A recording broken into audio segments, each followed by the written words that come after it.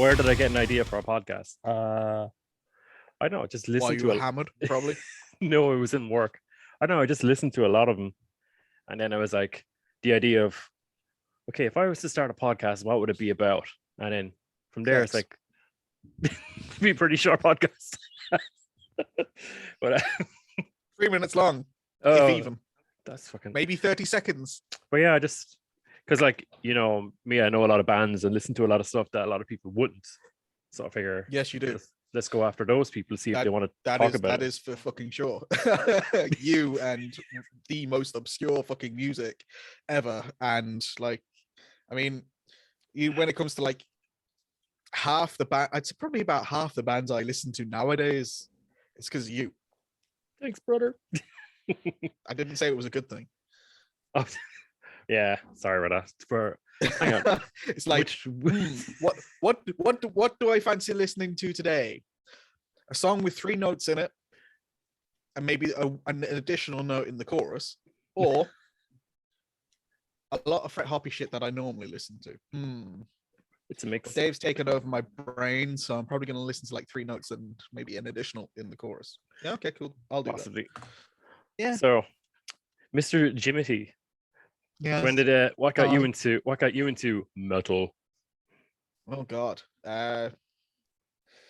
Well, you know, my mother and father, you know, they basically did the deed to Elvis Presley and UB40, and I guess that's why I'm a metalhead. Oh, it's a reactionary thing.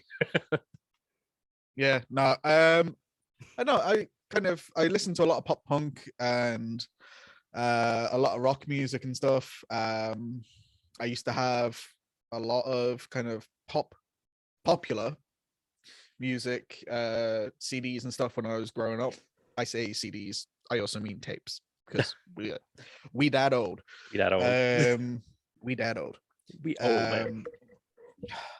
I mean, finding fucking grays and whites in my beard and my hair is just like, same. Yeah, it's there, man. It's there. Yeah, but no, I think Linkin Park was kind of my first introduction to metal, and it's funny, like, you know, I went from that into like Trivium and Machine Head, and that's a lot more Fret Hoppy, obviously, and a lot more notes and stuff, whereas Linkin Park was more kind of basic and, you know, basic, but it kind of, you know, emphasized the point. Yeah, like Linkin Park would be the first kind of band in the mainstream that would have like aggression, you know, because Chester was like screaming, like, you know what I mean? There's real veins in the forehead and everything. So like you're starting off from there. I remember I tried to do that. Oh God. Yeah, I did. That didn't go well. And like I tried screaming, and I remember this very vividly. I was my old hi-fi system used to have a microphone input on it, which is not something you should give somebody who's like 12 years old, especially when they listen to the likes of Linkin Park, and you know, you want to be Chester Bennington, man. You do. And yeah, I let off one roar one day, and my mother came into the room, and like, she gave me such a fucking hiding. It was actually ridiculous. But then I did it again a couple of years later when I was listening to Slipknot. So, but no, after that, I kind of pretended that I was like Mike Shinoda. Oh, he's got bars. So I started doing like rap and shit. Yeah. I don't know. Everyone's tried it. Everyone's tried that. What's that song with all the rapping in the middle of it? Oh fuck. That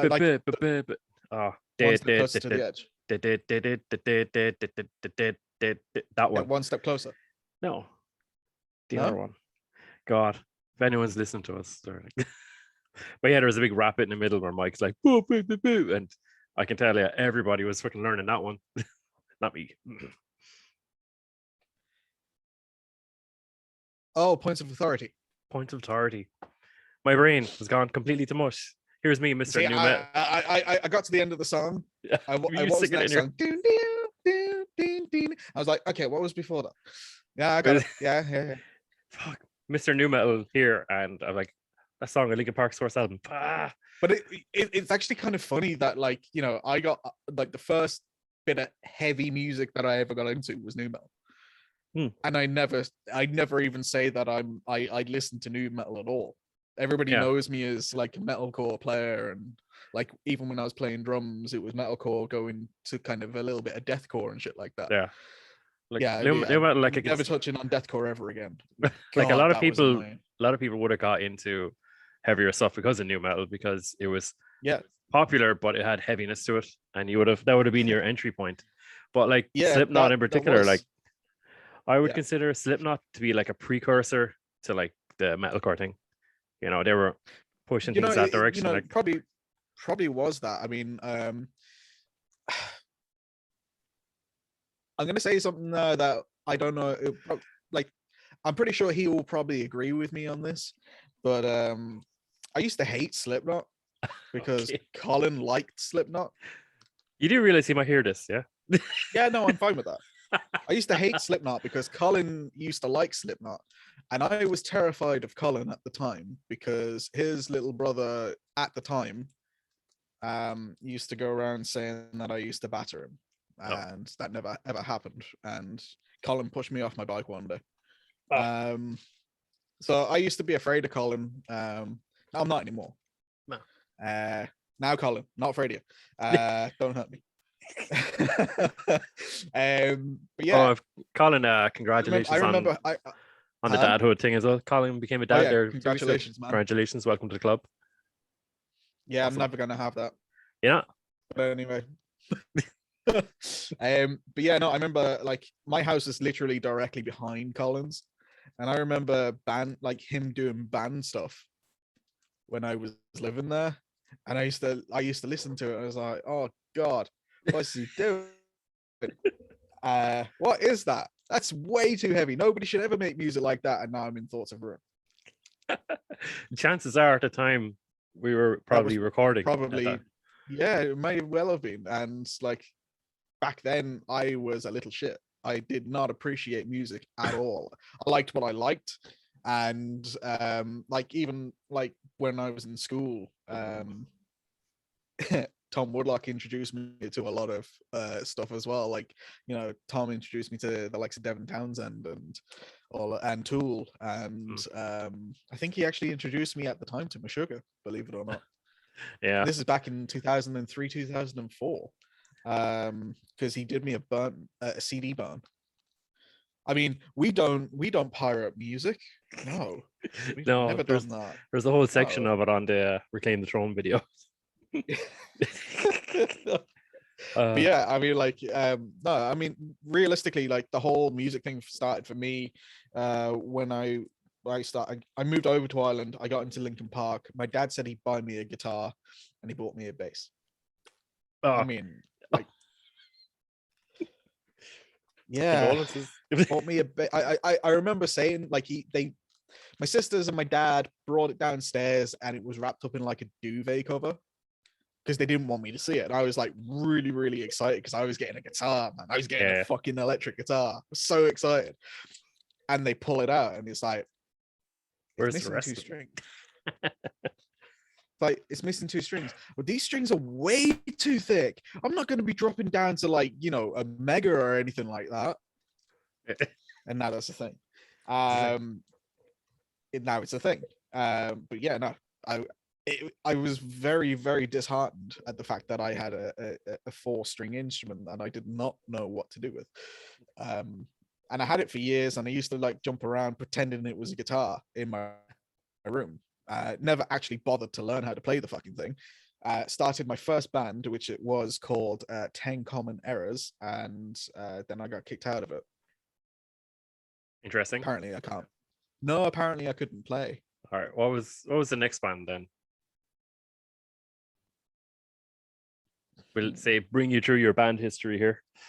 That was a long, long time after. I didn't actually join anything for a very long time. I kind of started. I moved away. I moved to England, and I didn't play anything. I just started playing drums. I taught myself how to play drums when I turned 14. And a lot of people in school actually heard me play. Even Woodlock heard me play, and he said to me that I should stick to drums when Yeah. I was in school. And that to me was like huge because he was the best drummer that I knew. He's still one of the best around. Like, I'm not saying he's not. I'm just saying he at the time, because I didn't know many people.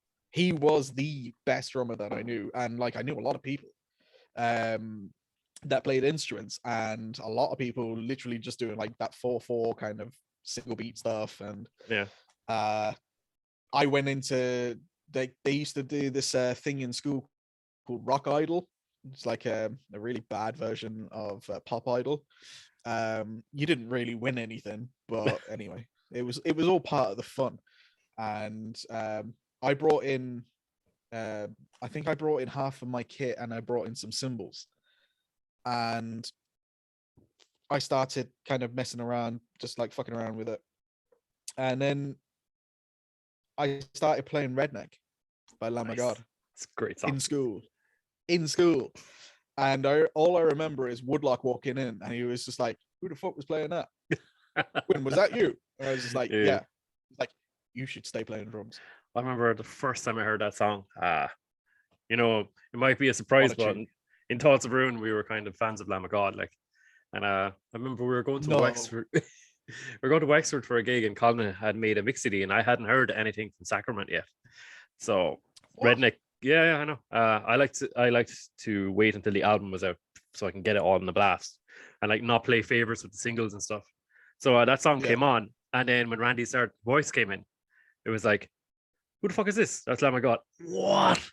You know, and it was exciting because Lamb of God is like that Pantera-shaped hole in heavy metal. Lamb of God are now in it. There you go. And like Randy wasn't just a guy that went anymore. He was just like, he was doing more than that, and that was awesome. So yeah, no, I remember watching the documentary about it, and it's like Chris was just about to come in to do that intro, and I just remember Machine saying, "Spank that hi-hat." Yeah, I really want to get into a studio with Niall, and like if we're gonna do a song, it's just gonna be like, "Spank that hi-hat." Oh god, no, I love that. I love fucking. Remember, most times recording with Cal, we're trying to be all in metal mode, like, but he'd count you in like in the most non-metal way. 1, 2, 3, go. I'm like, you fucking. I'm trying to get my game face on here, you know. And he's just like, okay, guy, do it. I can't be metal if you're gonna do shit like that. Come on, like, but like 1, 2, 3, 4. The only time, no, you shouldn't be taking it seriously in a metal band, but when that record button presses, you probably should. You know, so when someone's trying to knock you out of that zone while you're doing it, it's a real challenge. Like, it's funny though. Yeah, I've experienced a bit of that myself. You know, when we were doing some of the first 4 songs that we've recorded. We'll get to that. We'll get. Yeah. But yeah. And no, I mean, like even then, like I had some experience recording. We did one song with 10 Common Errors. It's called Alien, and it was then remonikered Run for Your Life. I wrote it. It was piss poor. Can we put that on it? It was probably the worst fucking song I've ever done. And, can we put that on our upcoming YouTube show? Can we? I never had access to recording gear back then, so I don't even have a demo of it. But I can probably play it on guitar. And I remember how some of the lyrics go. Actually, there's probably a video of them doing it on YouTube. No. It's embarrassing though. Myself and Jimmy's upcoming show is we get old demos that are at least 10, 15 years old, and we sit through them and see if they've aged while trying to keep a straight face. And like it's nothing malicious, it's just pure lighthearted look back on it. So it's majority of it is going to be it's our own stuff. Yeah, self-roasting. But we'll get to that soon. But it's going to be fun. So after that band, what did you do? Did fuck all. I ended up moving to England, to be honest. I did a stint in college in Waterford in art college. Should never have gone to art college to begin with. I wanted to do music, but I was pushed in a different direction. You know what mammies be like. And yeah, no, from there I left college. I wasn't happy. I decided, fuck it, I'll move to England. Lived in England for about 6 to 8 months. ended up moving back home and went back into art college. And then ended up in Limerick. But in that small space of time, I had joined Responsible Looking Freaks. I remember them. Were they from Clonmel? No. Yeah. Yeah. Well, Clonmel, kind of outside Clonmel as well. Can't remember the fucking Like, name of would they would have played in the Piper at certain points, wouldn't they? we did play in the Piper, yeah. Yeah. And I had short hair back then, no beard. I would have been there, depending on the year. Like, I'll show you a picture and you can tell me. it's the Piper. Come on, you're asking me to remember something in the Piper. You know, How you'd remember this, man. I was... You would. But no, we played in O'Keefe's and everything as well. Oh. We opened for Royce 7. Yeah. Respectable. You know, I signed that night. I signed my first autograph. That's cool. It's pretty cool. It's pretty cool. It wasn't on boobs, but it was still pretty cool. Hey, at least it wasn't on male boobs either, you know. No, it was actually women. I'm surprised.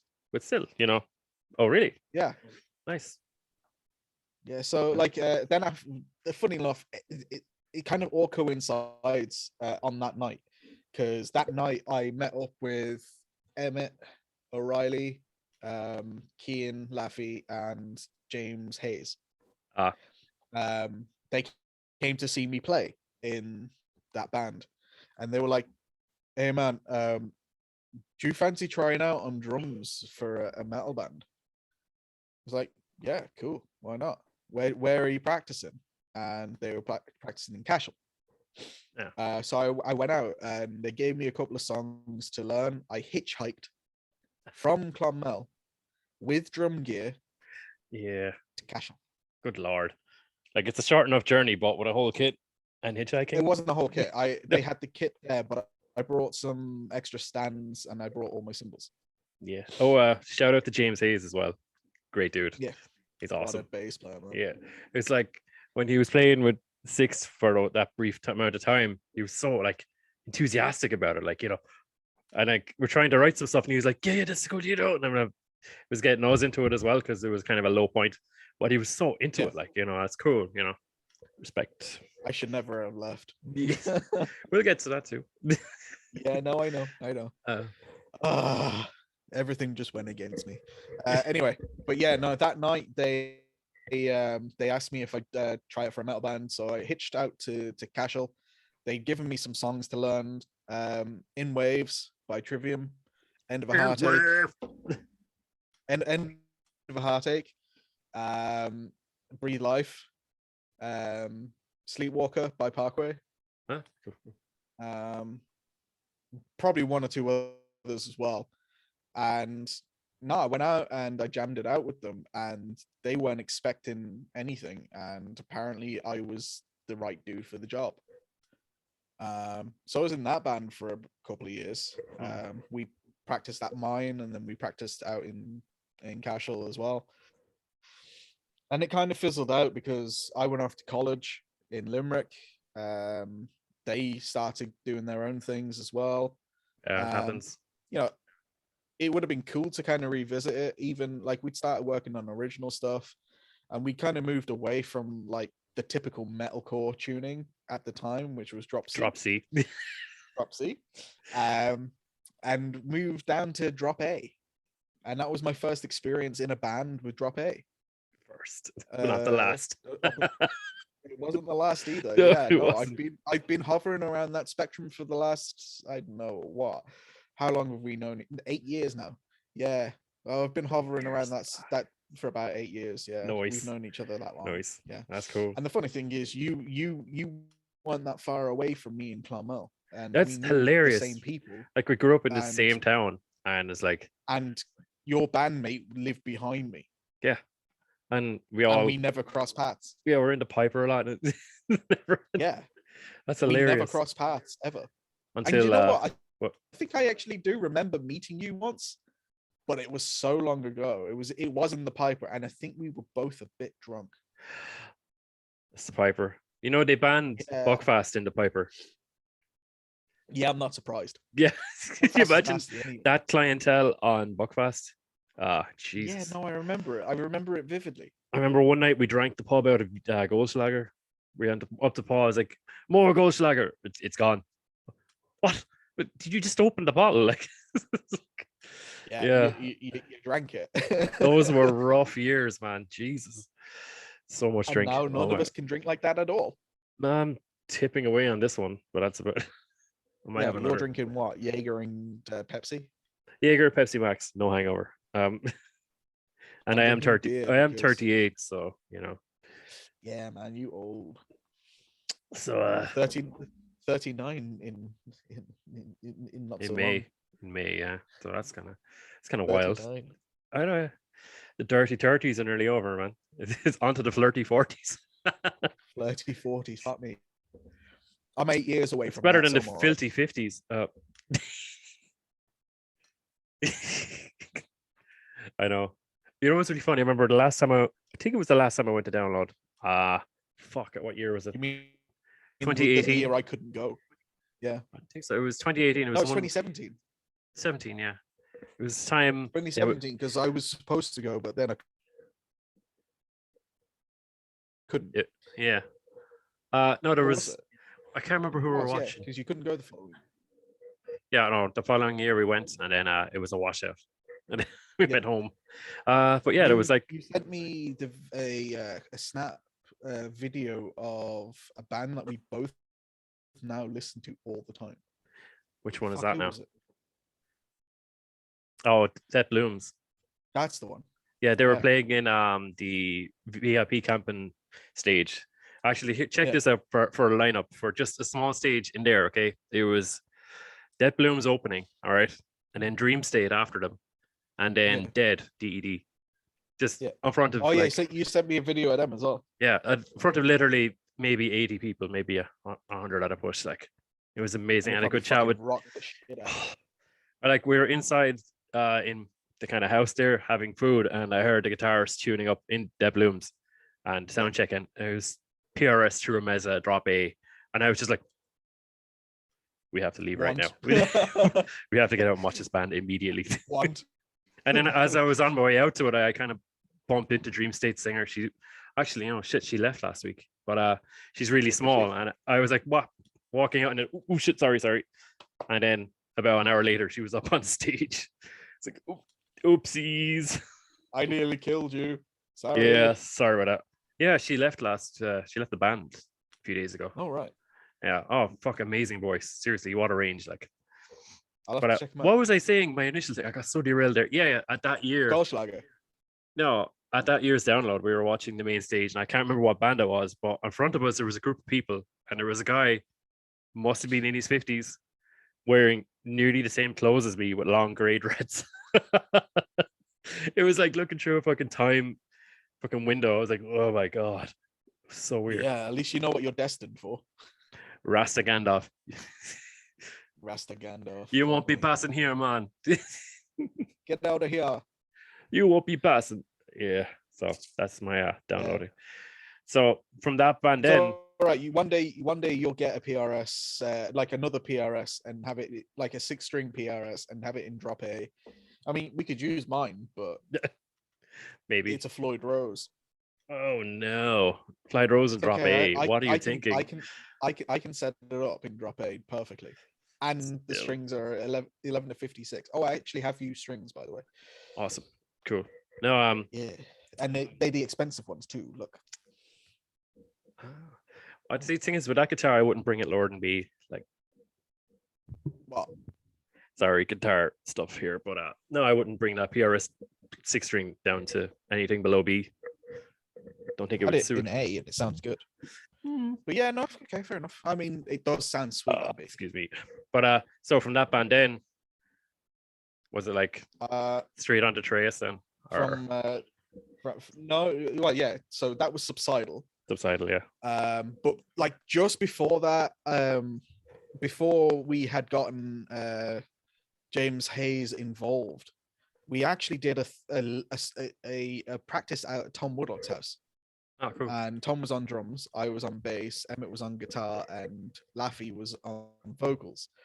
and Tom was just like, yeah, no, you need to get out of that band and you need to do something else. And then I stayed in that band and I switched to drums, and they got a bass. They got James Hayes on bass, but that was a long time ago, man. We were talking about fucking 10 years maybe. about 12 years ago. About 12 years ago.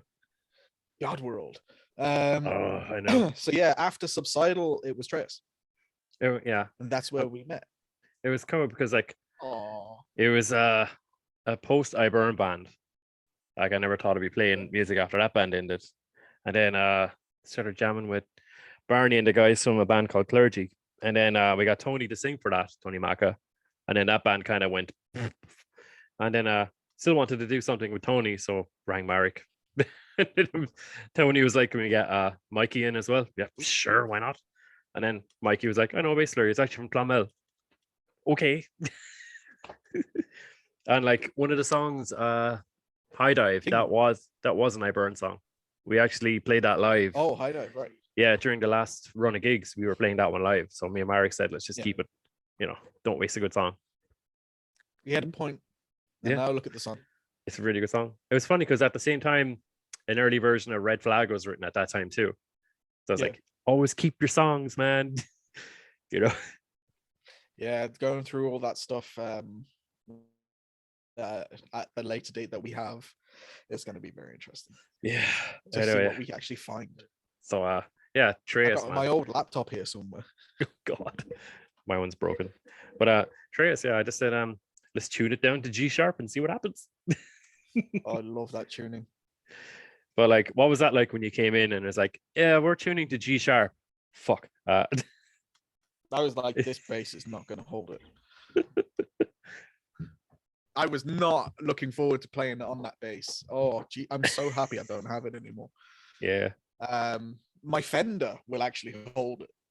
Yeah. Because I can. Here's the rub about the Fender that I didn't tell you. If I want to adjust the neck on that, I have to take the fucking thing off and adjust it from the tail end. Because it's a 70s Fender. Oh, you want to be careful with that, like. I've already done it. Oh God, Jesus Christ! I know. It's a precision bass, but it's got a jazz neck. That's cool. It's lovely. But no, I've got the 5-string for that. I've got the 5-string now for the drop G sharp. Sweet. I want that to make a comeback. I'm trying to think. What point of what year did the Trayus Jam come together? That was 2000 tail end of 2014. You sure? Yeah, I think so. Yeah, no, because 2015, we'd been to it came up on Facebook there a while back. Ah, cool. But was that picture of you tracking? Yeah, that was the tail. That was a year after. I think it was a year after I joined. We did the tracking in December. I can't really feel a time frame for the writing of it because like that EP was it was a little bit tough to write. I found somebody in there. It was tough to write, but when you listen back to it, man, it's packed full of stuff. Like it's not packed full of stuff. It's like it was as if like we'd hit something without even realizing what we had at the time. Yeah, and then you look back on it now, it's kind of like fuck. Yeah, I was the same. Sometimes when it'll come on random, like when a song will come on here and there, and I'm like, fuck, man. I don't remember putting that much. I still get that. I don't remember putting that much effort into it, or into making a lot of it as complicated as it was. And then just hear it back, it's like, fuck. The funny thing is now, this I don't know if I've ever told you this. When I walked in, and you dropped the tuning on me, and it was just kind of like, I wasn't expecting. I thought this was my audition. So I was like, okay, so one, I'm playing in the tune and I have a fucking clue what it sounds like, and then I hit the open string. I was like, oh Jesus, it's so low. I could hear the strings rattle. Really should have put heavier strings on. But from there, it was like, okay, so this is the song. This is this, and this is the chorus. I was like, okay, cool. And we got to the chorus, and then I think I just started walking it. Yeah. And I was like, oh yeah, this sounds cool. I like this. Yeah, yeah. And I think you just kind of went like this. Yeah. It was like in your typical Dave way. And then when I left, I was just kind of like, okay, cool. I enjoyed that. If I don't hear from the guys again, that's cool. I tried. They could probably find somebody better. And here I am, like 8 years later, Yeah. and he doesn't want to get rid of me. He won't let me go. But like, his claws are latched in now. It's just like, no, you're my bass player. Well, like I remember we did bass and guitar on the same day, I think, and it didn't take that long at all. It was actually, I think it probably took me about an hour to do the bass. Probably one of the quickest recordings I've ever done, and like there was a lot of layering as well, and just whoosh. Yeah, like, fuck. But the thing is, like, I think because it was the two of us as well. Yeah. Like we were bouncing the ideas off each other, and it was like, oh yeah, that would sound cool there, that would sound cool there, and the way that we have this would sound better like this. Yeah, you know, it was just one of those things. Yeah, there was a couple of things Joe put in as well. He was like, try this over that, and well, he didn't do much. Like, yeah, when needed, Joe hops in and out. That's what's cool about him. Shout out to Joe, got her. Yeah, no, it's cool. Like Marek did his stuff on his own. We just sent him guides. I'd never done that in a band before. I'd always been there to be there recording guides with him. So I was there at work, hoping that he doesn't fuck everything up, like, or hoping that the guides are fine and there's nothing chopped out at the end or anything like that. You know, and like not only did he do that, he filmed himself doing it and put together that little documentary. You know, that's really cool. It was actually a really cool thing to watch. Still up there. It still is a very cool thing to watch. I get a bit cringed when I hear myself talking over the top of it. It's like, me too. Yeah, he wanted us to do that. Like that. Yeah, he wanted us to do that. That, and we were wearing Christmas jumpers because we had to retract the bass later on. You made me fucking wear a Christmas jumper, you prick. How bad? Like, Jimmy, you're not recording bass unless you're wearing this. Like, oh, now I have to wear it. Just good thing I didn't make you wear them on stage or anything. I wouldn't have let that happen. I wouldn't wear a Christmas jumper on stage. Jesus, can you imagine that? God, you imagine the sweat. I might wear. Imagine taking it off and letting it drop to the floor. All you literally hear is. I might wear a Christmas vest or something, but that's about it. I mean, I've got t-shirts in the cupboard that are like Christmas themed. Yeah. But like they're to do with like lifting, and one's a Bar Humbug t-shirt. Yeah. And the other one's a Star Wars one, so I'm okay with that. I'll wear that. That's cool. I have one of those too, I think. Yeah, mine's it's funny, Vader. like Yours is... it's like I can't actually remember what date the EP dropped as well. The Trayus one. It was 2015 Trayus for one. sure. It was what? It was 2015 for sure. No, it was 2016. You sure? I think it was earlier. I did. Remember, I had to borrow the Yamaha 5-string and retract the bass. Yeah, that was 2015. That was in December. Or what? No, sorry. The lads were doing vocals in February with 2016. I don't think so. No? I don't think so. God. Maybe I'm getting all fucked up. Maybe you are. I'm going to try and... No.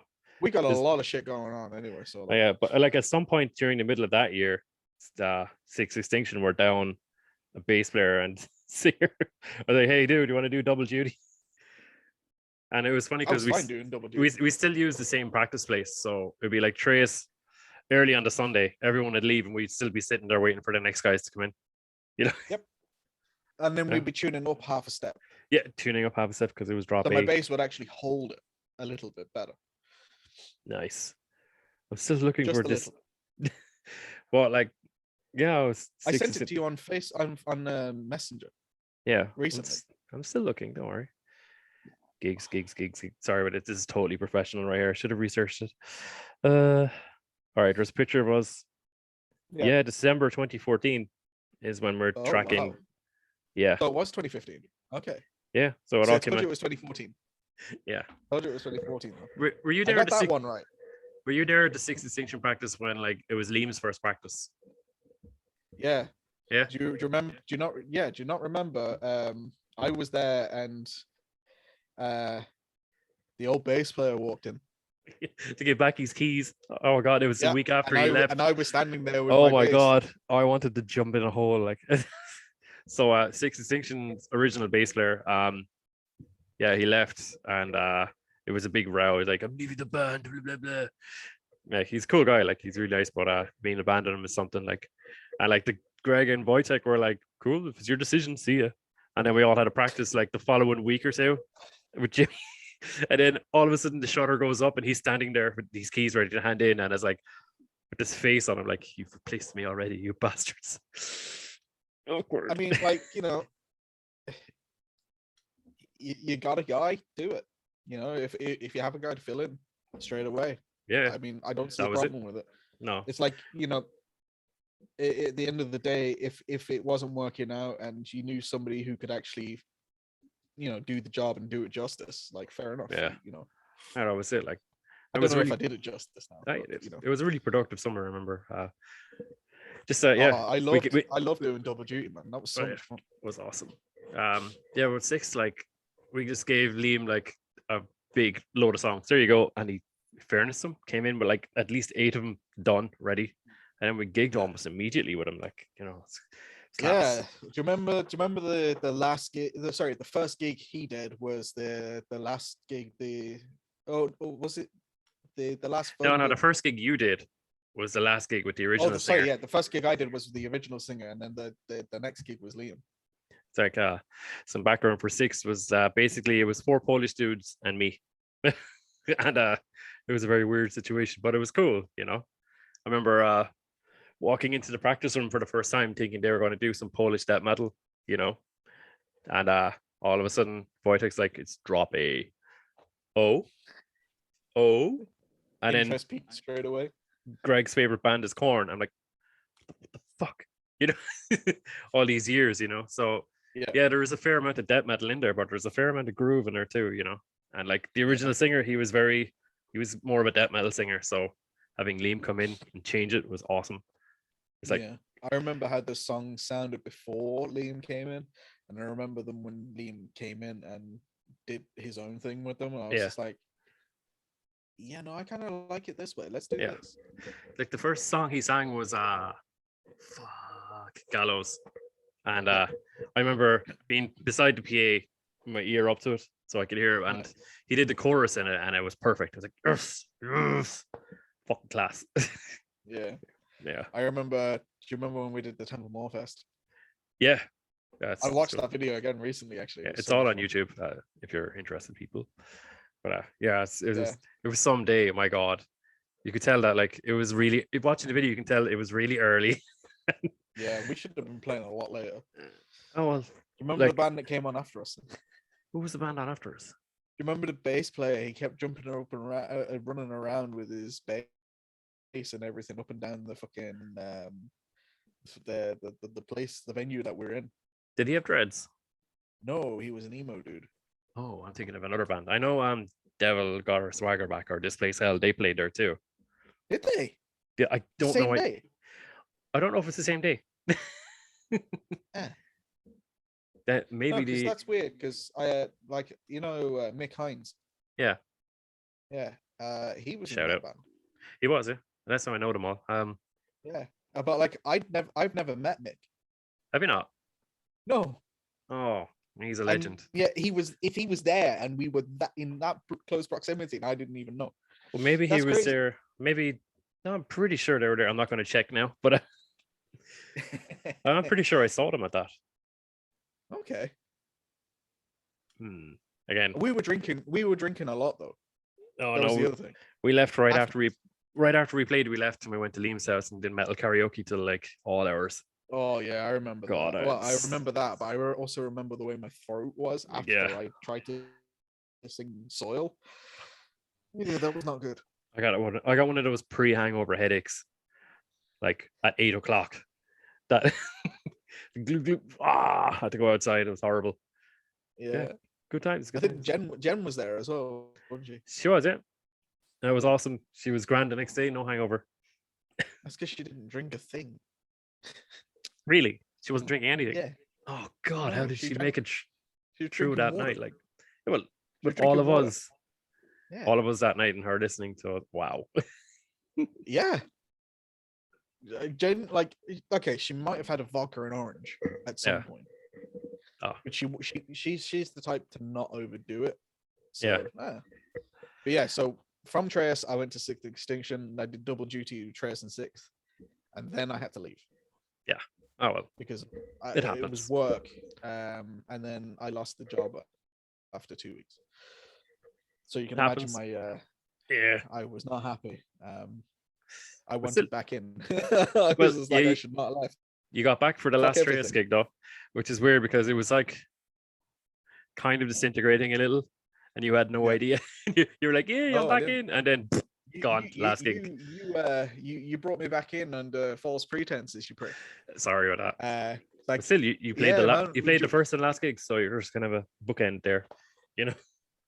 Yeah, and I recorded the EP. You did. So that last gig though was fucking awesome. It was like, That last gig was the best I think that we'd ever sounded. yeah. Again, that video is Honestly. fun. Like, no offense to any of the other lads that had been in. Like, you know, I honestly felt at the time like 6 was way too many. Yeah. Oh to my be in a god. band. I felt Like, that we're as not well. I Slipknot. was like, there was, We're not I Slipknot. know, but I think I wanted another guitarist in there because I wasn't really confident doing it because I had so much layering. But then it was too late. By the time I realized you don't need a lot of it for live as long as you have just the main parts. You No, know. I mean, like with the stuff that we had, like, you know, if you know you've got a partner, like, this is sounding really gay, but if you know you've got a partner on bass, or you know, somebody who can fill in, who can actually be that little bit more technical and fill in those kind of rhythm parts Yeah. while you go off and do your diddly shit. Diddly. It's all about the diddly. There shouldn't be any kind of concern. And I like the Yeah. fact that when we did that last gig, you had your cab your side, and then you had the other one the other side, and you had the whole thing connected in, and Yeah. it was just loud as fuck. Oh man, I remember sound checking that, going, "Fuck, I'm like And I was lighting the playing room up right now." Yeah, and I was playing a broken bass at the time. Yeah. But yeah, it was just Got like, through it. remember when we got off stage, there was people from other Yeah. bands like, why the fuck are you splitting up? Why is that your last gig? It was like, sorry, Yeah. it's not really my call. Yeah. And like at that No. stage, I've been so used to bands splitting up. Then I was like, whatever, you know. I think I found out like the day of the gig that Yeah. that was the last thing that we were going to do. A couple of the other lads were very I was not happy. I won't say which ones were, but it was just very tense situation. So moved it on, you know. And no, it's cool. I'm cool with everyone. Well, mostly I think I haven't spoken to a lot of them in a while, so I don't know. Yeah. I mean, so like, yeah, I mean, I thoroughly, not the last gig, man. Oh, I think we were on fire. It was cool. Oh my god. Like I still sometimes have, like, it sounds weird because it was so long ago, but like sometimes I have dreams that I'm still fucking playing that gig because I just enjoyed it that much. The other gig I actually really enjoyed as well was do you know when Six did the biker rally? Yeah, it was the Polish biker rally. It's unreal. We were so on point, like jumping around like fucking mad. So some context here for people. During 2015, there was a biker rally on every year in Wexford, and it's a Polish biker rally, which is mad in itself. But yeah, we got invited to play because 3/5 of the band were Polish. 3/5? Yeah, 2/5. It was 2/5 at the time. Oh yeah, it was at the time. Yeah, no. Well, yeah. So we got invited to play, and it was just a big, huge space, big stage, a lot of crazy drunken Polish people during the day, I might add. And it was just awesome. It was the first time we got to play in a bigger stage, and you know, we got really comfortable doing it. You know, it was awesome. And then catering was really awesome too. Oh, the lamb burger. There was the lamb burgers. These lamb Oh my god! When I edit the video, I'm gonna put in a picture of the three of us with the lamb burgers. But literally, best. Oh. You know when a burger is so nice that you're still talking about it years later, 7 years later, I'm still talking about these fucking burgers. Like, and the thing is, I hate lamb. I don't like lamb at all. Like, and Jen's family will attest to this because like they tried to give me lamb dinner. Oh, I don't mind. I refuse. I thought you loved me. No, but But yeah, it was a good day. Good day The out. lamb Then burger was unreal. I think we played in like Dublin the night before that as well. I remember so us. we weren't really in any mood. No, we played. We got played asked in. to play again afterwards. Yeah, we played in Later on that Dublin. night. Fibbers drove back to Liam's house. Yeah. Up the next day, drove down to Wexford. Went to the beach while all That the was great. girlfriends were working. You remember that? Yeah, that was great.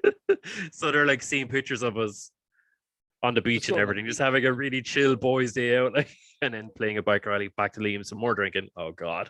Yeah, because boys go to the beach and jump around and go up sand dunes and go into the go fucking walking in the sea barefoot and all that sort of shit. Yeah, Kirklow, man, it was good.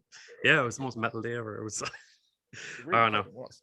Yeah, you know, when you look back on certain summers, that 2015 for me was a great one. That was the ultimate for me. Oh yeah, it was a cool one. I haven't had a summer like that since. No, me too.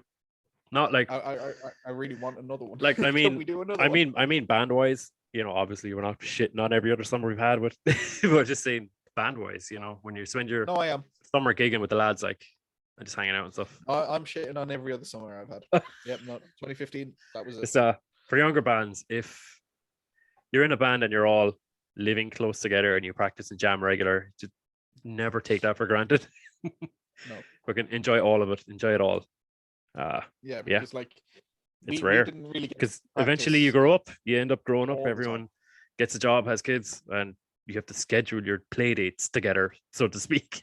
You know, literally. Yeah. especially if you all move far away from each other, you know, it sucks. Which is Yeah, why, so I was living in Limerick at the time. yeah. So Now I'm living in Nina, and it's even fucking harder. it's an awkward bastard of a place to get to. Oh my God. It's okay. I'm next week I will have number 7 of driving lessons done. How Okay? many lessons do you to get? Is it 10 or 12? 12. Ugh. And I'm doing 2 a week. Oh, that's not bad. It's pricey though, isn't it? 40 quid a pop. Fuck. It's a racket. It's a fucking racket. Holy shit. Yeah. Irish government strikes again. And then I have to do. Then I have to get the actual test, which will cost me 2.5 lessons. Yeah. So that'll be 100 quid. Well, if I can Just pass to borrow it, your man's car. if I can pass it, you can pass it. Oh, I have no worries about passing it. I just won't get drunk this time. Yeah. I didn't say that. No, you didn't. So fast forward a couple of years, Thoughts of Ruin gets back together. Yeah. Yeah. I never thought I was actually going to be in another band again after that. Like I've done some stuff on my own with my friend Sean, and like it's very, very, and David will attest to this. Do you want to talk about that for a bit? Metalcore. It's very fucking metalcore. Yeah. It's kind of like Trivium meets Architects meets a little bit of Lamb of God here and there meets As I Lay Dying, and nothing really kind of went from there. It was kind of like, oh, we're doing this for fun, and then I got better at playing guitar. Then I started bringing a lot more songs to the table, and Sean stopped singing. So we never, ever, ever had vocals on any of the stuff. Good Lord. That's Yeah. Pain in the hole. What is it with vocalists? Finicky bunch. We're not talking about you, Brendan. Not yet, anyway. Yes, we are. No, I said not yet. But I'm joking. Of course we're not. Yeah. No, it was gas. You are a cunt. Thank you. We only say that word at this stage of the podcast. Well, it was coming. It was coming. You know, it was like we're getting close to Thoughts of Ruin here. Time. It's the Thoughts of Ruin. It's Thoughts of Ruin, man. You cannot talk about Thoughts of Ruin without saying cunt. No, you can't. Oh wait, it's just happened again. The thing is, I don't remember us saying it that much back in the day.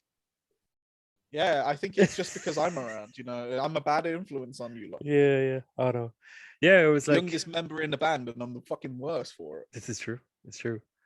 No, I just Thoughts of Ruin. Yeah, over the years, Brendan, come every now and again, he'd be like, "Hey, I'm coming home. Do you want to do a jam or something?" And we'd be like, "Yeah." But this time, it was coming up to the 10-year anniversary of Reclaim the Throne releasing, so we said we put that on streaming, and then the group chat turned into a nostalgia fest, and that turned into, "Hey, why don't we do a gig if something pop comes up?" And then the Iron Mountain thing. Actually, Phil's cancelled that too. He's like, "Man, it's not happening."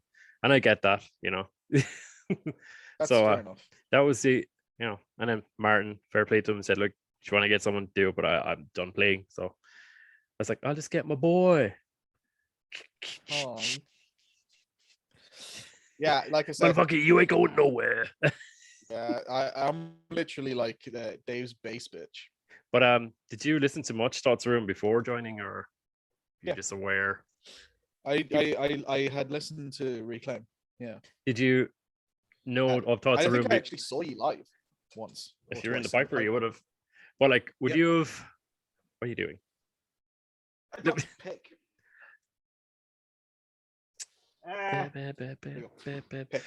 Would you have heard of the band say before you met me?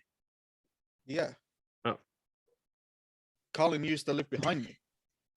This is true. Well, yeah, but like, So you know I what heard I mean? like demos. I heard you demoing shit. Yeah, the Yeah. So, pre-production. I heard you. Pre-production of Reclaim the Throne was done in Colin's house. So we spent a weekend there tracking everything.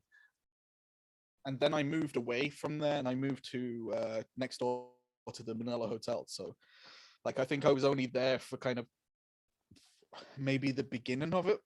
Yeah. And then we sold the house and we moved next door to Manila. And then all the other band stuff happened. Oh, cool. Yeah. No, I had heard of you then, but obviously I didn't know what you were called. Oh, okay. I actually vaguely remember seeing Brendan around. Yeah, he would say to Colin. So I remember seeing you around. Not hard to miss. But I didn't know. Huh? Not really hard to miss, like, you know. No, you're not. No. I don't know if like this isn't a stab at Niall, but I don't remember ever seeing Niall. Yeah. But then, like, you know, I wasn't really kind of looking out for anybody. It was just kind of like I remember the really long hair of Brendan, and walking around without a top on.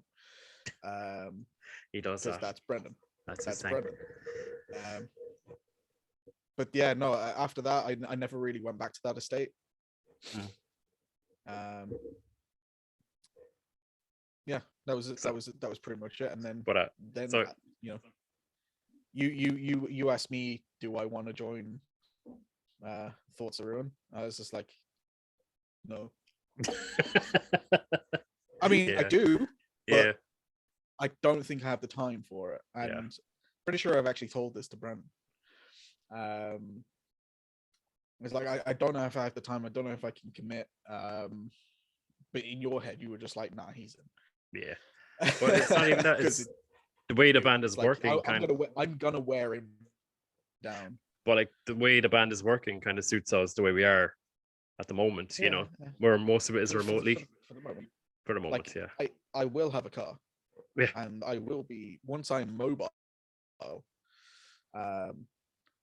I will be bringing that motherfucker with me, which is my new big ass bitch of a cab. Nice. It's huge. It's bigger than the one that's already in practice space. Sweet. Yeah, that's cool. I can't wait to hear. Yeah. So I'm gonna get a different. So I'm not sure how much we can talk about Thoughts of Ruin's new stuff, but sure, I'm going to do it anyway. So before the pandemic, before the pandemic hit, we recorded 4 songs in January 2020, and 2 of them are out. Yeah, one was Anti-Citizen and one was 40 Hours, but the other 2, because of everything, fell apart and numerous things popped up. They're still sitting there waiting to be used. We've tracked everything, so we're just like, what? I've retracked everything. You've retracked everything? Yes, multiple times. I've retracked everything because it wasn't because the bass tracks weren't good. It's just because I got a new bass and my new bass just sounded so much more superior. Yeah, that's what happens when you get an Ibanez. This is true. But how would sponsorship? How would you describe the other 2 songs? Compared to say what's come before, you know. I've got to remember now which songs they are because we've done so many. We'll use the working titles because I actually don't know the names. Working titles. There's one strapping young ruin. Yeah, strapping young ruin because it's fucking strapping on that. It's oh yeah, no, I remember you sending that to me, and before I even listened to it, you were just like, "You're gonna hate me." And Niall as well, because there's so I was much like, double bass in why? it. But you know what's really Yeah. funny is when we played it in the practice room a couple of times, and Niall can nail it. You know, even Yeah. after all these years, he's fucking blasting the kicks solid, and you can Yeah. hear it in the practice Yeah. video. Is He doesn't want to do blasts though. of double kick or bass beats. No, blast beats. No, that's fine. But the double kick, I'm gonna change him around to that. Don't worry even about it. just minutes or a few seconds of it, like what no, the flat out double kicks of like you can still do it. That's yeah, awesome. no, he like I was pleasantly surprised. I didn't Yeah. think, walking back into a practice space like after knowing that he hadn't really played for a long Yeah. time, I wasn't expecting him to fucking go off on a tangent the way he did and play all the stuff. And I was just like, boy, still got it. Yeah, it was about That's a the month. biggest Yeah, compliment we're I not can gonna give Niall, from because now I was on. like, Our words about Niall are just gonna boo. yeah, I always slag Niall. But Like, literally, that's the thing. Group chat is literally just me giving But like Niall shit. before that first practice with Brendan and everything, me and Niall got together and we went through them all. And even at that stage, it was still like, but he even surprised himself. He's like, "What the fuck?" It's probably like muscle memory or something. And the funniest thing as well is that it was in Sixth Extinction's practice place, so you're back in the room again. You're like, what's changed? Like, I haven't left. I'm home. I was down there yesterday actually. Really? Yeah. You know the garage across the road from it. Yeah. You know the garage across the road. Yeah, my car gave me trouble yesterday morning, so I had to drop it down there, and then I went down to collect it after work. But you know, say when you go up the ramp and there's like that level before the door, you put like a fence around it. What? Now for people to stop. They put a fence around it. They finally put a fence around it. So where the ramp is, if Fuck's someone reverses their car wrong, they could fall off the edge. But yeah, they put a fence around that now. It took them only like what, 7 years? Yeah, and they got rid of all the trees along the side and everything, so find somewhere else That to was go the for a best fit. place to go to the loo. It was the only place. It Yeah. really was. I remember like in sixth, we did a photo shoot down in the corridor in there as well. And I wore a red t-shirt, and everybody was giving out like, "What the fuck you wearing a red t-shirt?" But the thing is, it's a really cool picture. One of the best band pictures I've ever taken. It really is. And here you are, fucking Flash. I was like, I have to stand out. I will do it in every band picture we do. Because everyone else had long hair, Then you have Greg in the background. Yeah. Actually, yeah. If I think of it, I'll put a picture of that right there. Every now and again through the video, just bing, picture. Yeah. A random picture when we start talking about some shit. The other song, the other upcoming song is Festive Fury. Yeah, no, strapping. Strapping. Yeah, strapping. You said to me, "You're gonna hate me." Yeah, just be open-minded. I was like, oh fuck, what's he done? I started listening to it. I was like, the first, I'm not joking, the first thing I did was this. Oh fuck. You see, like because I was getting back into writing for Thoughts of Ruin. I can't remember the last time I sat down to write something with "This is for Thoughts of Ruin" in mind. You're talking at least 2008, like. So there's maybe a minor bit of overcompensation there, trying to do something really heavy with it. And but like the song before that, Anti-Citizen, that was kind of easing back into it. Picking on Anti-Citizen was annoying. Yeah, it's cool. It's a mix of like bits of other demos over the years, and then I just fucking updated it all. Yeah. Oh, it was good crack though. Fucking great crack. What was it? I can't remember if it was Strapping or the other song. Festive Fury. I got to I got to nearly the very end of the song without fucking up, and then I thought about it and I fucked up. And now I was just like, I thought you had that. Yeah. Festive Fury is kind of do it again. how would I describe that one? It has a kind of like Festive Fury is like European. Probably, it really reminds me of Soilwork. It does remind me of Soilwork, but it's Natural Born. One of the it's probably one of the bounciest songs. We say it reminds me of like say Natural Born Chaos era Soilwork, I think. It has that fucking marching gallop beat. Yeah. And it has, there's a real Without God giving too complex much away. outro. Yeah. Nah. Who's going to be listening to this? But it's going I to have, don't fucking know. it has that God complex outro as well, keeping it thoughts around, You've got to keep it thoughts around when it calls for it. Yeah, it does. Just some of that But, shit like- writes itself, Yeah, and like I'm looking forward to not only those 2 tracks coming out when they come out, but the ones after that as well. Yeah. So Brendan Because announced that on his that's- video that's like there's 2 EPs coming, so that's 8 songs, and like they've all been written like a year and a half ago, maybe. We're already on to the bit after that, which is essentially album 2. Yeah, but these two and the 2 EPs, we kind of, well, I did, we kind of went through, say, demos that never got written into songs back in the day, as well as writing new shit. So it's a mix of everything, Yeah, which is and cool. the good thing is I write my own bass lines.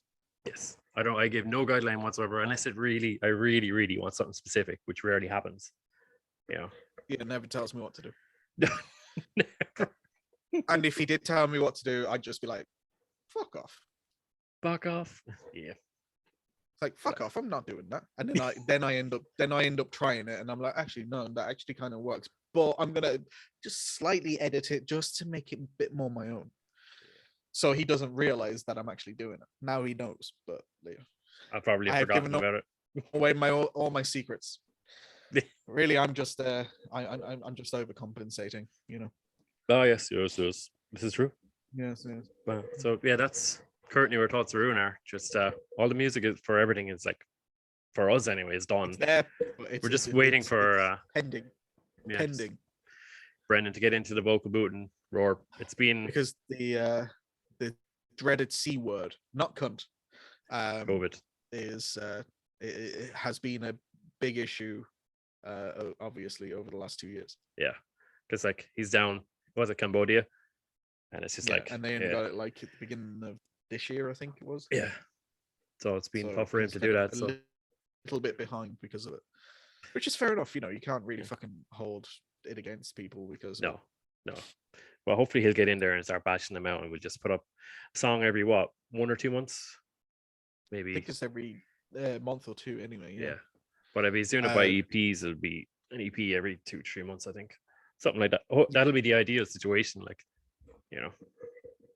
Yeah, well, I mean, like, I think the first 4, which Anti-Citizen, 40 Hours, Strapping, and Festive, isn't that the first 4? No, I think we've moved on to, I think those Or were first they 2, just 2 singles? And first then 2 singles, this and is- then yeah, oh my god, I can't fucking remember how we're doing this now. gonna go into the chat and see what the other 2 songs are for the first EP. So Strapping and Festive are on the next one, and then I thought it was. Are we allowed to say the working titles? oh, there's Decaf. Remember that one? The Decaf and Crowbar. Decaf and Crowbar. Decaf sounds like decapitated, and Crowbar sounds like take a guess. And yeah, they're both really cool bass is songs. different on them, though. Yeah, The and they bass both is have different. yeah, and they're both the The first. bass is a lot different. It's not typically Thoughts of Ruin. Yeah, I there's don't cool, like Decaf has a really cool middle section. It's kind of, I don't know what I'd describe it as. It's a really cool breakdown, kind of fuck man, not really proggy kind of, but it's real. It's a real landscape, and I get goosebumps when I listen to it, because it's like, fuck, listen to how epic that sounds. And the most epic being part, honest with you, yeah, on the fault, like the EP coming, shall we say, Mm. Decaf and Crowbar are probably my 2 favorites. sweet. The interesting Because thing about of- the 2 of them is they're both the recording debut of Shocks as well. Shocks is our other guitarist. He's really cool. He actually, when I left Thoughts of Ruin, he joined instead of me, so there's kind of a full circle kind of thing going on there. Yeah.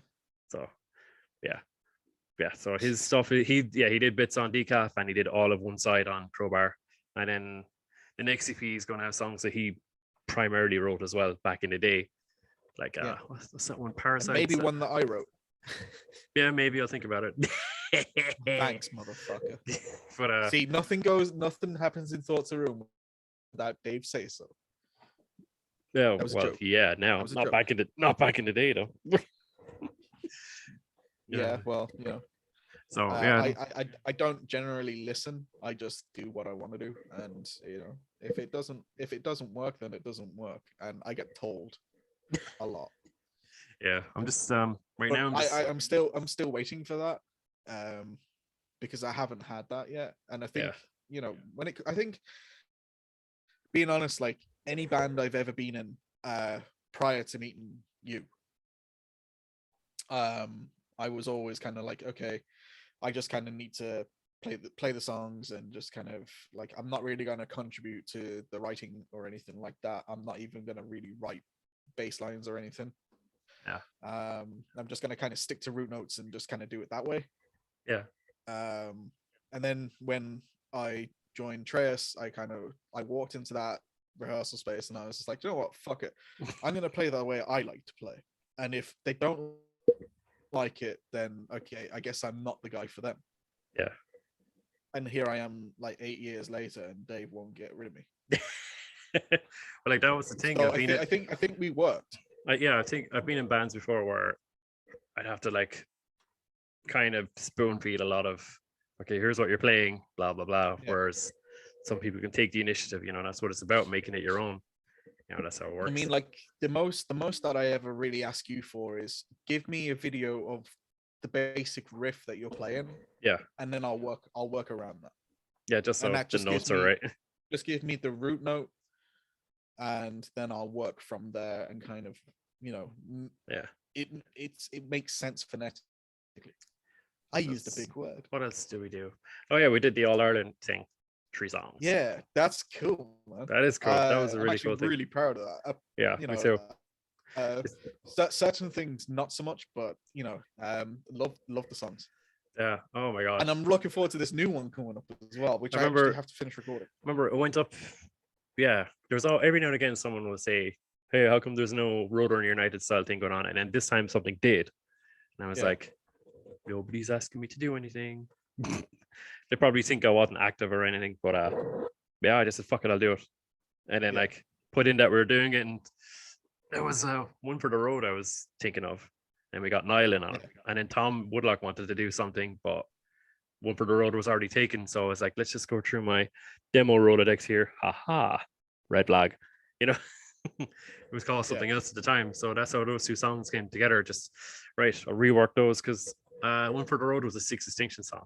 It was one of the last ones we wrote. And I was like, I'm not letting that go to waste. You know what I mean? It's fucking class. Like, and then Red Flag as well. It was like a leftover I Burn song from the 3rd album sessions. Yes, use that as well. Fuck it. It's really cool. And then there's that new one that we're working on with Jason Christie, and who else was it? Gabriel from Sectile. Have you seen Sectile? Yeah. Nope. Like, probably won't. You said you were going to send me on shit, and you never did. Yeah, sorry. Yeah, they split up too, so.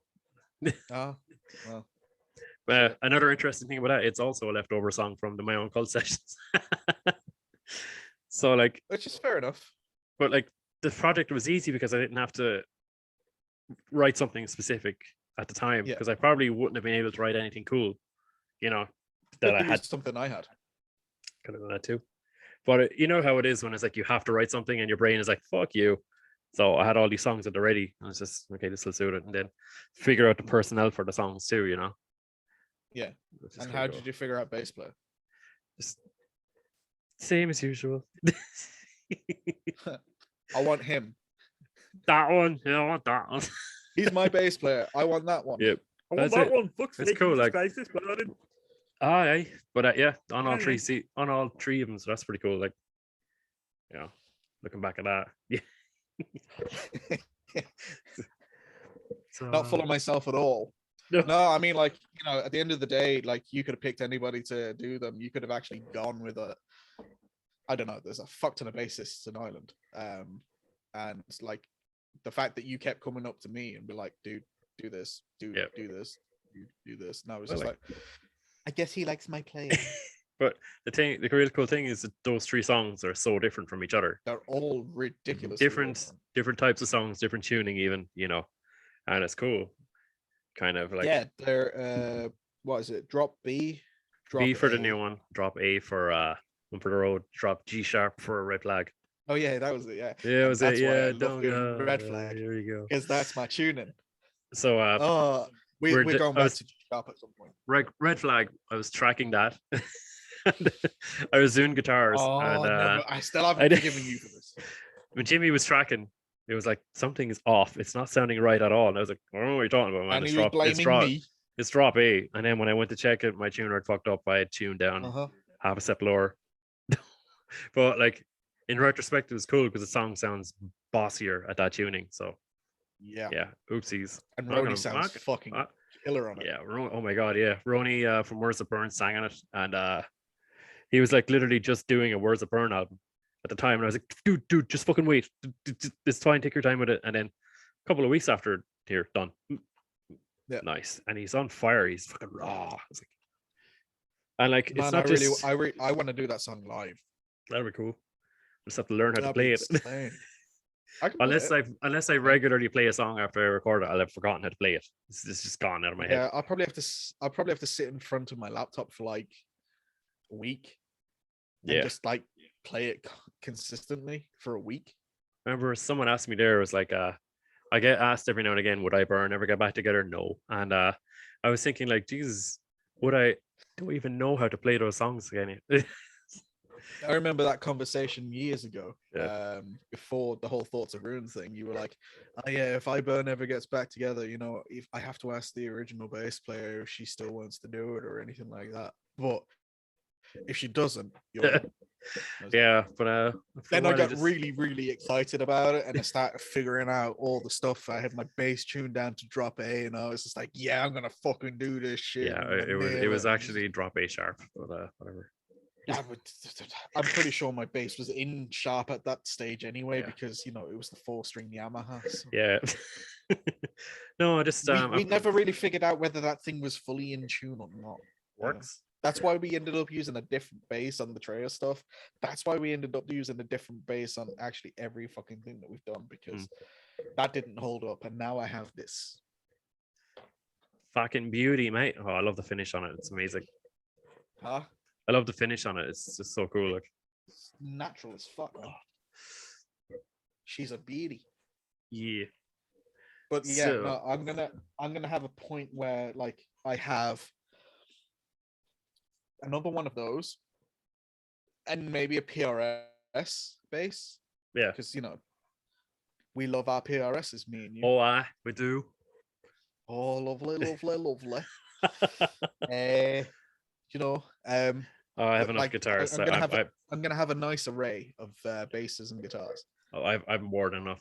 Those two behind me, those two are from Mind Riot alone. It's like I've enough. For now, you know. for now. For now, I have the Jackson. I mean, you have a bass as well. It's a Washburn. Bought it off Luke, but I have a Jackson and it's still not set up properly. Next time you come over. I know. Oh, well.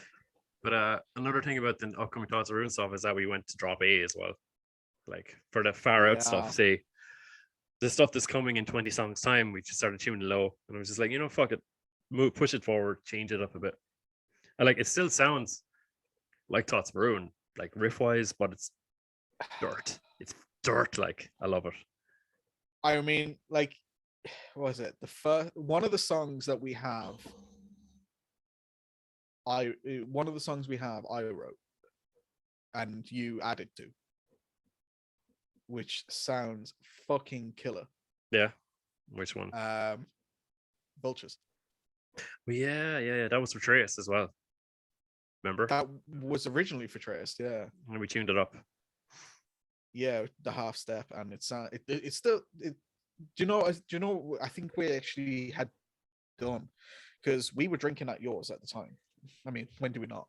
But like we had it in drop G sharp at the time, and then we discussed it, and I think we'd actually discussed bringing it over to sixth. Yeah. So we actually recorded it at yours in drop A. Yeah. I think I actually originally started writing it in drop A. Yeah, I think it'll be a great Thoughts of Ruin song. It has a real Fear Factory kind of vibe to it. And which is weird because I never listened to Fear Factory at the time. Yeah, That's amazing. Somehow I wrote a Fear Factory style song and I never listened to them. Oh, I I get mean, that the all the most I time. ever listened to was Archetype. Great album. That's one of my favorites. I I say won't apologize for I that. say Archetype as like the song, Oh, that's a great and song. I'm pretty sure I'm pretty sure I'd listened to Drones as well. Oh, tune, fuck. And now my favorite Fear Factory song is Linchpin, That's a good song. But like, just because like unpopular opinion, it's that like, that whole yeah. that My, whole bounce. I think that's the best song on that album. It's not a great album. Which It's Linchpin? the Digimortal. It's Oh, one of their yeah. weakest, I think. No, I just meant like Linchpin is in the song. Yeah. That's their best song, and that's that album. Fair enough. I mean, I one of the things I say to Jen anytime now, it's like if I hear a song, the first thing I start doing is this. And if the beat matches up with it, it's like, okay, this is a good song. This is cool. So every time you send me stuff, I'm literally sitting here like this. Waiting for the drop. This is it. Yeah, this works. I actually want to get like a bass drop, so it's one of those, God. Those things like Yeah, that'd be funny. I think that would work with some of the stuff we have, especially when it's a bass slide or something. Yeah, I think that could work. In terms of band front and everything, I am in another band. Oh, cool. Yeah, I'm about to get to that before we wrap things. What are you doing currently during this hiatus? Well, it's not really a hiatus. Like, I'm still writing for Thoughts of Ruin, but yeah. like, I mean, my Epiphone Les Paul is in drop A. Actually, it was in drop F sharp recently. Good lord, man! I sent you riffs and you didn't come back to me, so I was just like, sorry. Oh, he hates them. No, just like, Jesus, dude, what are you doing to me? Isn't that the files tuning? No. I'm pretty sure they were F. No, they were just F. Oh, really? Yeah, some of their songs are A and some of them are F. I mean, I thought they were just. You listen to Call to Arms. Listen to how low that fucking song is. Okay, first album maybe. No, they've one. Was it Unspoken? I think on their second album, that's really low too. I thought that was in G. Jeez, I don't know. It's low anyway. It's fucking low. No, the reason I started doing F sharp is just because I've been on such a massive Spirit Box trip. Oh, Spirit Box are great. I love Spirit Box. They're really cool, yeah. Like, I went from like not liking Spirit Box because of I wasn't in the right mindset when I first heard them when Miles shared it to the group chat. I was just like, nah, it's not my thing. You know what's the funny thing? Sorry about it. Sorry about it. I was like, what?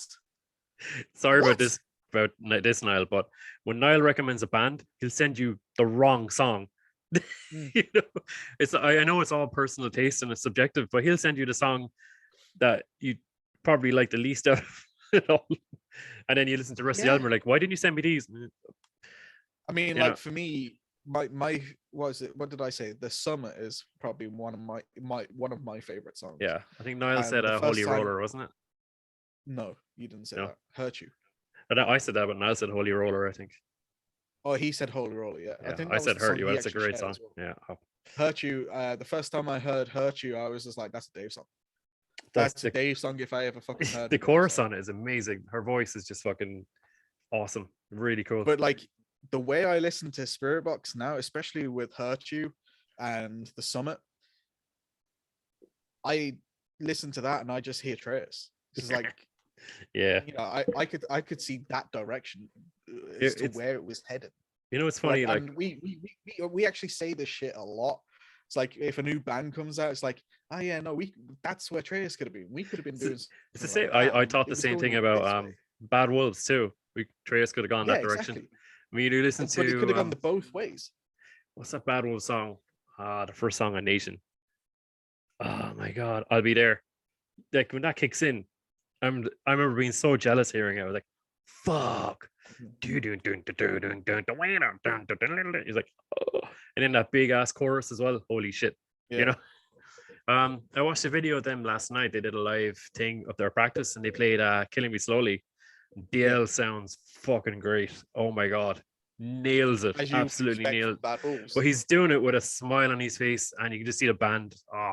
When you see a band being really happy and you get happy even though you're not in the band. It's like yes. Yeah, so they're going on tour tomorrow, I think.